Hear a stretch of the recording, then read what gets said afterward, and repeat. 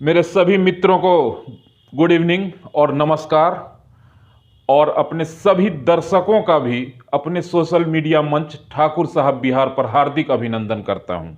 दोस्तों, प्रतिदिन संध्या 6 बजे की न्यूज़ बुलेटिन में आपका पधारने के लिए पुनः धन्यवाद। और आपका समय बेहद महत्वपूर्ण है, ये जानते हुए सीधा खबरों की ओर चलते हैं बिना किसी फॉर्मेलिटीज को पूरा किए हुए। तो पहली खबर अडानी इंटरप्राइजेज से जुड़ी हुई।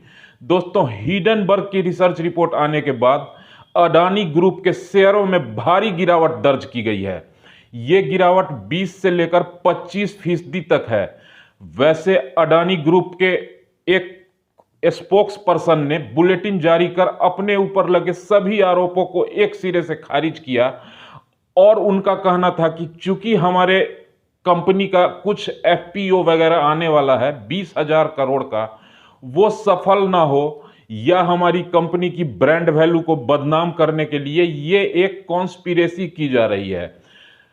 आपको यह भी बता दें कि हिडनबर्ग ने भी चैलेंज किया है अडानी ग्रुप को कि अगर आप अपने सवालों का जवाब देना चाहते हैं, या अगर आप अपने सफाई में कुछ कहना चाहते हैं, तो हिम्मत है तो अमेरिकन कोर्ट में आकर लड़ लें। दोस्तों, ये मामला बहुत उछल रहा है। दोस्तों, अडानी ग्रुप के खिलाफ बहुत गंभीर मामले लिखे गए हैं इस रिपोर्ट में।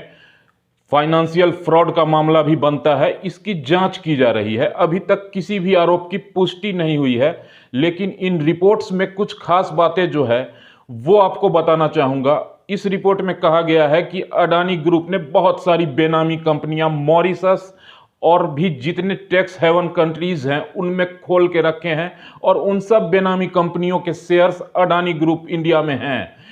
बहुत सारे गंभीर मामले हैं। अपने रिलेटिव्स को भी बहुत अनुचित तरीके से उन्होंने लाभ पहुंचाया। जिन पर आरोप लगे हुए हैं उनको कंपनी में अच्छे अच्छे पदों पर रखा गया है, और भी करीब 88 आरोप हैं, जिनमें से कुछ आरोप बहुत ही गंभीर प्रतीत होते हैं। दोस्तों, आखिर कौन है हिडनबर्ग, ये जानने की उत्सुकता जरूर होगी आप लोगों में। तो आपको बताता चलूं कि हिडनबर्ग एक रिसर्च फर्म है, फाइनेंशियल रिसर्च फर्म। आप इसको फॉरेंसिक फाइनेंशियल रिसर्च फर्म भी बोल सकते हैं, जो कि न्यूयॉर्क में इसका हेडक्वार्टर है, और ये 2017 में बनी थी। नाथन एंडरसन इसके डायरेक्टर हैं, और ये खुद को खुलेआम, एक ये बहुत गौर करने वाली बात है दोस्तों, कि हिडनबर्ग खुद को खुलेआम एक्टिविस्ट शॉर्ट सेलर बताती है। ये शेयर बाजार का एक वर्ड है, एक टर्म है, जिसका मतलब आपको समझाऊं। शॉर्ट सेलर का मतलब होता है कि किसी भी स्टॉक में, किसी भी शेयर में, किसी भी प्रॉपर्टी में बिक्री बढ़वाने का काम करना। ये खुद बताते हैं कि ये लोग कंपनियों की गड़बड़ियों को उजागर करके उसकी कीमत गिरा देते हैं, और फिर कम कीमत में उस कंपनी के शेयर को खरीदकर मुनाफा कमाते हैं। तो दोस्तों, ये प्रोफाइल हिडनबर्ग का है, और खैर इस पर जांच होनी है, इस पर बहुत कुछ नहीं बात किया जा सकता। नजर हमारी बनी रहेगी। बढ़ते हैं अगले खबर की तरफ, जो कि ग्वालियर से आ रही है। दोस्तों, इंडियन एयरफोर्स के सुखोई 30 और मिराज 2000 ये दोनों विमान आज ही ग्वालियर एयरबेस से उड़ान भरे, और कुछ ही दूरी जाने के बाद मुरैना में बहुत ही दुखदाई हादसे में ये दोनों लड़ाकू विमान क्रैश कर गए। इस क्रैश में एक पायलट की मौत, दर्दनाक मौत हो गई, और 2 पायलट सुरक्षित बताए जा रहे हैं। भगवान उन पायलट के मृत आत्मा को शांति प्रदान करे। बढ़ेंगे दोस्तों अगले खबर की तरफ।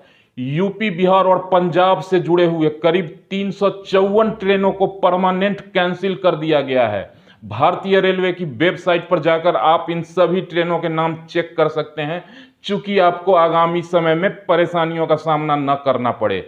दोस्तों, 54 ट्रेनों को आंशिक रूप से कैंसिल किया गया है, और करीब 334 ट्रेनों को पूर्ण रूप से रद्द कर दिया गया है। अब इसका क्या कारण है, ये रेलवे अपने प्रेस कॉन्फ्रेंस में बताएगी।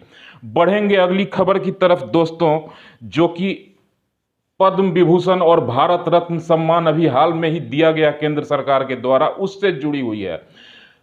शिवसेना नेता संजय राउत ने आज बहुत बड़ा आरोप लगाते हुए केंद्र सरकार पर यह कहा कि जिन्होंने कार सेवकों पर गोलियां चलवाई, जिन्होंने राम भक्तों की हत्या करवाई, उनको तो तुमने पद्म विभूषण देके सम्मानित कर दिया, लेकिन बाला साहब ठाकरे को भूल गए। वीर सावरकर को भूल गए। खैर, ये सब राजनीति की बातें हैं दोस्तों। विदित हो कि मरणोपरांत मुलायम सिंह यादव जी को, स्वर्गीय मुलायम सिंह जी को पद्म विभूषण सम्मान से इसी बार विभूषित किया गया है। 2-3 दिन पहले अभी ये पुरस्कार वितरण हुआ था और उसके लिए विपक्षी खेमे में बहुत तारीफ हुई थी मोदी सरकार की। लेकिन आज शिवसेना नेता संजय राउत ने इस पर सवाल उठाए और उन्होंने कहा कि कार सेवकों को मरवाने वालों को पुरस्कार देना और बाला साहब ठाकरे को इतने दिनों के बाद भूले रखना, ये बहुत निंदनीय है। बढ़ेंगे दोस्तों अगले खबर की तरफ, जो कि बिहार से है और ये जदयू में घमासान से है। उपेंद्र कुशवाहा और नीतीश कुमार के विवाद का कोई अंत नहीं दिख रहा। आज मुख्यमंत्री तो समाधान यात्रा पर खगड़िया निकल चुके हैं और वहां बहुत सारे विकास परियोजनाओं का वो उद्घाटन शिलान्यास कर रहे हैं, लेकिन जदयू के दूसरे पंक्ति के नेताओं ने मोर्चा संभाल लिया है और उपेंद्र कुशवाहा पर हमले बेहद तेज हो गए हैं।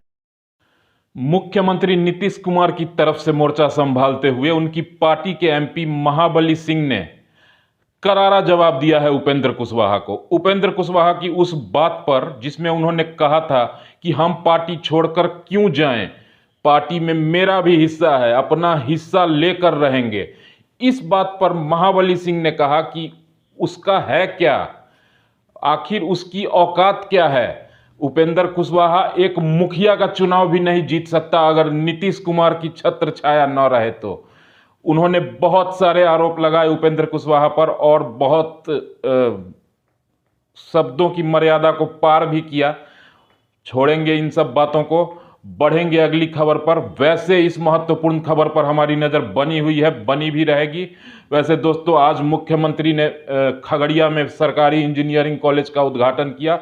बहुत बड़ा और भव्य इंजीनियरिंग कॉलेज का उद्घाटन खगड़िया में हुआ है, जो बिहार वासियों के लिए, बिहार में पढ़ने वाले छात्रों के लिए, उच्च शिक्षा के इच्छुक छात्रों के लिए बहुत ही गर्व और खुशी की बात है।